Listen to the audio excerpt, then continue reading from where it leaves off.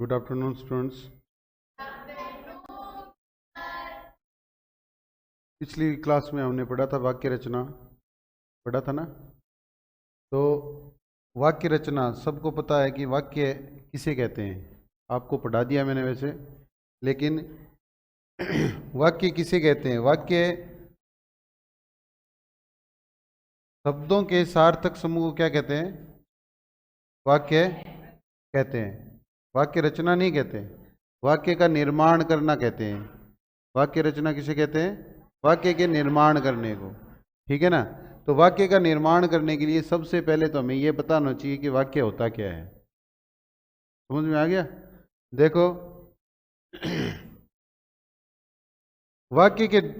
वाक्य की परिभाषा है दो या दो से अधिक पदों के सार्थक समूह को जिसका पूरा अर्थ निकलता हो वाक्य कहते हैं। समझ में आया?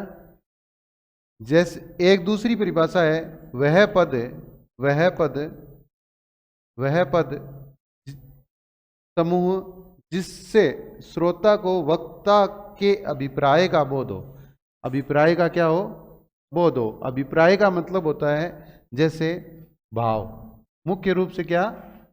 भाव, यानी जो हम कहना चाहते हैं वो बात श्रोता तक, यानी जो हमारी बातें सुन रहा है उस तक हमारे पूरे भाव व्यक्त हो जाएं तो वो वाक्य क्या हो जाता है? पूरा हो जाता है।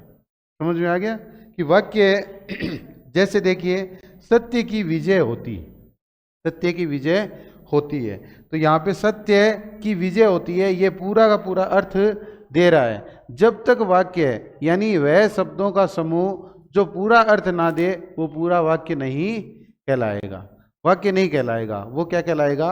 वाक्यांश कहलाएगा। ठीक है ना। अगला देखो वाक्य के दो अंग होते हैं, यहां तक हमने पढ़ा था। वाक्य के दो अंग होते हैं, एक होता है उद्देश्य और एक होता है विधेय। उद्देश्य क्या होता है? जिसके बारे में बात की जाए, जिसके बारे में क्या की जाए? बात की जाए। जैसे मोहन के बारे में यहां पर बात हो रही है। वाक्य है मोहन प्रयाग में रहता है। प्रयाग क्या है? जगह। प्रयाग क्या है? जगह। जगह होता है स्थान, ठीक है ना। यहां पर जो स्थान है वो रहने का है, ठीक है ना। तो ये यहां पर हम जैसे कारक होता है तो कारक क्या होगा? इसमें अधिकरण कारक होगा, ठीक है। तो मोहन है वो क्या है? करता है, इसमें मोहन करता है। और क्रिया है रहना, क्रिया रहना है। तो उदाहरण के लिए मोहन प्रयाग में रहता है तो यहां पर उद्देश्य क्या है? मोहन है। और प्रयाग में रहता है ये क्या हो जाएगा? विधेय हो जाएगा।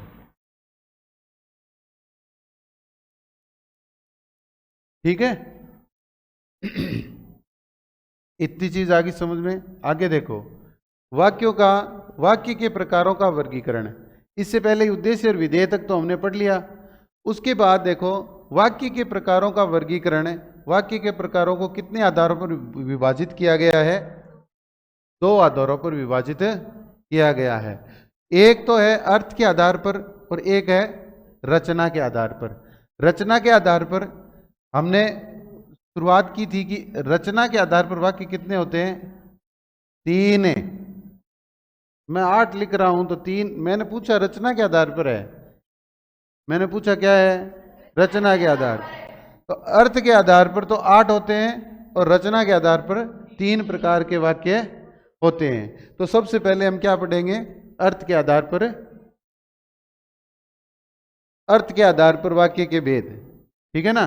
अर्थ के आधार पर कितने प्रकार होते हैं? 8। देखो पहला है विधानवाचक वाक्य। पहला क्या है? विधानवाचक वाक्य। जिसमें क्रिया का सामान्य रूप से होया पाया जाए वो क्या होता है? विधानवाचक वाक्य होता है। पहला है विधानवाचक, दूसरा निषेधवाचक, प्रश्नवाचक और चौथा है विस्मयादिवाचक। और विस्मयादिवाचक, आज्ञावाचक, इच्छावाचक, संकेतवाचक और संदेहवाचक, ये कितने प्रकार के वाक्य हो गए? 8 प्रकार के। जिस प्रकार से इनका अर्थ है, जैसे इनके नाम है वही उनका प्रकार है। इनको पढ़ेंगे आगे। विधानवाचक वाक्य वह वाक्य जिससे किसी प्रकार की जानकारी प्राप्त होती है, यानी किसी भी प्रकार की सामान्य रूप से जानकारी प्राप्त हो रही है, वो वाक्य विधानवाचक वाक्य कहलाएगा। साधारण वाक्य को ही विधानवाचक वाक्य कहते हैं, यानी सामान्य रूप से होना। जैसे भारत एक देश है, ये एक जानकारी है हमें कि भारत एक देश है। राम के पिता का नाम क्या है? दशरथ है। दशरथ अयोध्या के राजा हैं। कहाँ के राजा हैं? अयोध्या के।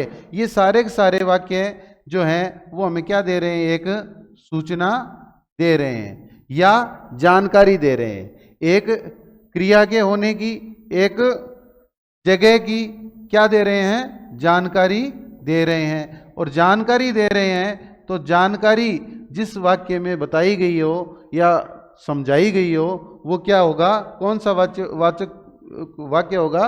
विधानवाचक वाक्य होगा। अगला देखो, निषेधवाचक।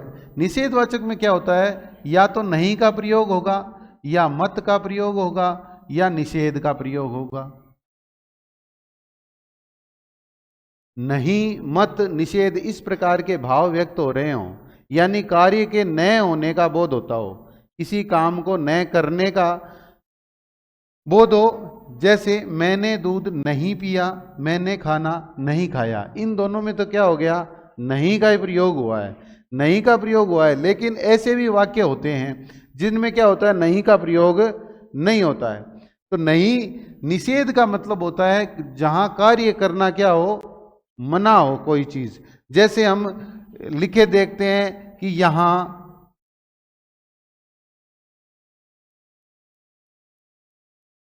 पार्किंग निषेध है। क्या है? निषेध का वैसे अर्थ ये होता है कि यहां पर अगर हम करेंगे तो ये क्या होगा? अपराध होगा, आपको जुर्माना लग सकता है। इस प्रकार का कोई कार्य है वो हमारे लिए क्या होता है? निषेध होता है। समझ में आ गया? निषेधवाचक वाक्य। निषेधवाचक में जैसे निषेध, मत, नहीं या ना, तुम्हें यह कार्य नहीं करना है, इस प्रकार के शब्दों का प्रयोग होगा, उसको क्या कहते हैं? निषेधवाचक वाक्य कहते हैं। नेक्स्ट देखिए, प्रश्नवाचक। प्रश्नवाचक वाक्य जिसमें किसी प्रकार के प्रश्न पूछने का बोध हो उसे क्या कहते हैं? प्रश्नवाचक वाक्य कहते हैं। इस जैसे यहां पर भारत क्या है, राम के पिता कौन हैं, दशरथ कहाँ के राजा हैं। ठीक है। अब देखो यहां पर हम सिर्फ क्या, कौन, कहां, ये जैसे क्यों,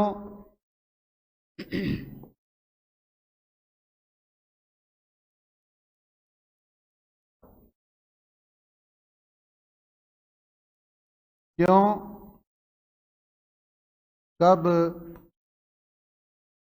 कहां, जितने भी प्रश्नवाचक सर्वनाम है, प्रश्नवाचक सर्वनाम पढ़े ना अपन ने, तो प्रश्नवाचक सर्वनामों का प्रयोग करके वाक्य बनाए जाएंगे तो वो क्या होंगे? प्रश्नवाचक वाक्य कहलाएंगे। ठीक है। नेक्स्ट देखो कि आज्ञावाचक वाक्य। जिस वाक्य में किसी प्रकार की आज्ञा दी जाती है, आज्ञा या प्रार्थना, आज्ञा या प्रार्थना दी जाए, वहां पर क्या होगा? विधि, ये आज्ञा सूचक वाक्य होगा। यहां पे विधि सूचक नहीं होगा, आज्ञा सूचक होगा। क्या होगा?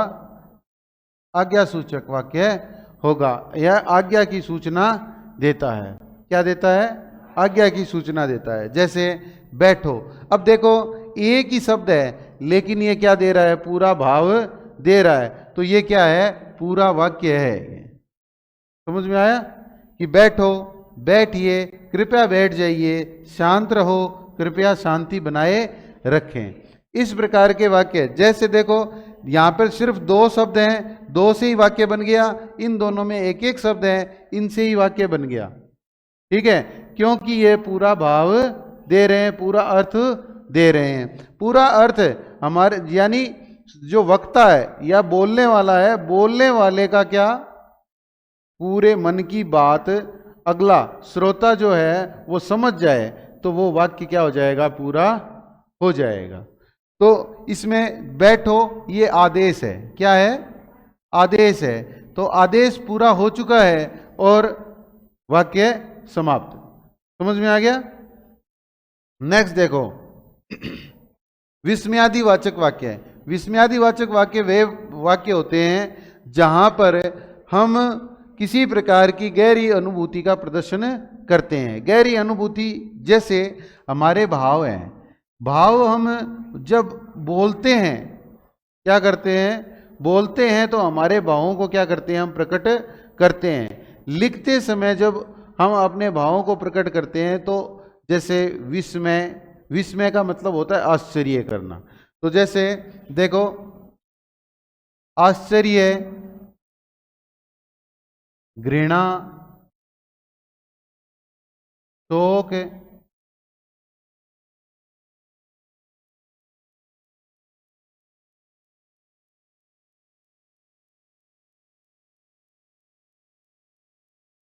खुशी, दुख आदि भावों को क्या करते हैं, प्रकट करते हैं। तो वहां पर क्या होता है, विस्मयादि वाचक वाक्य होता है। यानी जैसे यहाँ पे आहा कितना सुंदर उपवन है, ओ कितनी ठंडी रात है, बल्ले हम जीत गए। ठीक है, ये क्या है, जीत की खुशी है। यहाँ पर आश्चर्य है और यहाँ पर भी आश्चर्य है। ठीक है ना। ऐसे भावों को प्रकट करने के लिए विस्मयादि बोधक शब्दों का प्रयोग किया जाता है और विस्मयादि बोधक शब्द के लिए विस्मयादि बोधक चिन्ह लगता है। ठीक है, आगे देखो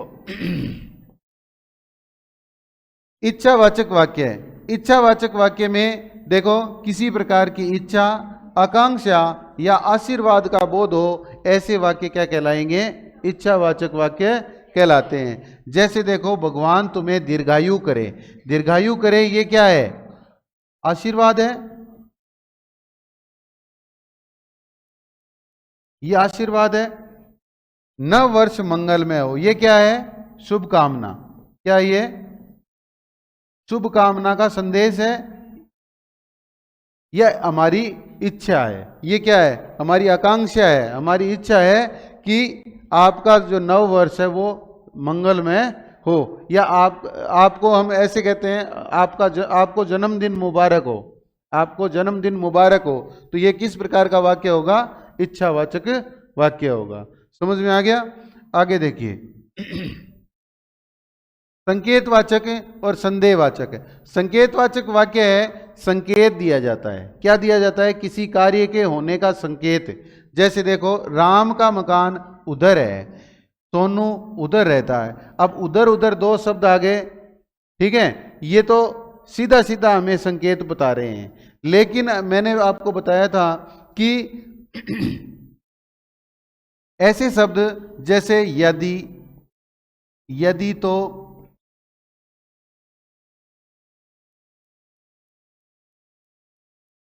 जैसे वैसे, इस प्रकार के सर्वनामों का प्रयोग करके जो वाक्य बनाए जाते हैं वो भी क्या होते हैं, संकेतवाचक वाक्य होते हैं। जैसे यदि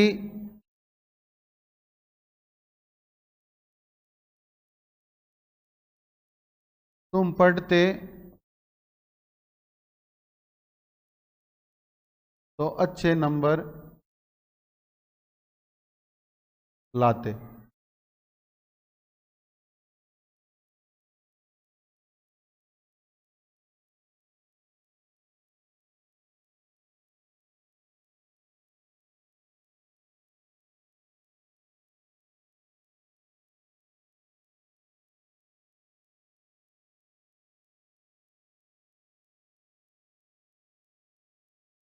अच्छे नंबर लाते।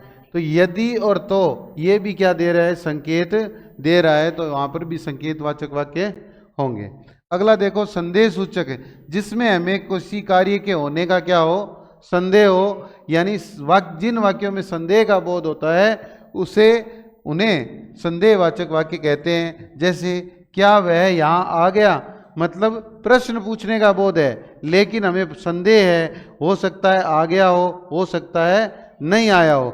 लेकिन यहाँ पर क्या होगा, इसीलिए यहाँ पर कौन सा वाक्य होगा, संदेह का बोध हो रहा है।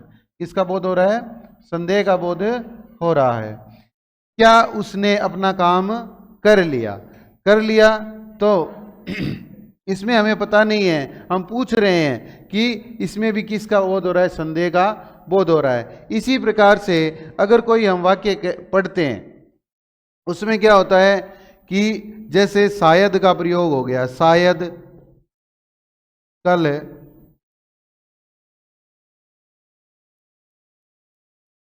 धुंध आए, ठीक है, तो ये वाक्य भी क्या है, संदेहवाचक वाक्य है, क्योंकि हमें आशा है या हम संभावना व्यक्त कर रहे हैं, हो सकता है वह कल आ जाए, हो सकता है। तो ऐसे वाक्य अगर हो सकता है लगा के भी हम लिखेंगे तो वो भी किस में आएंगे, संदेहवाचक में आएंगे। आगे देखो, रचना के आधार पर वाक्य के भेद हैं।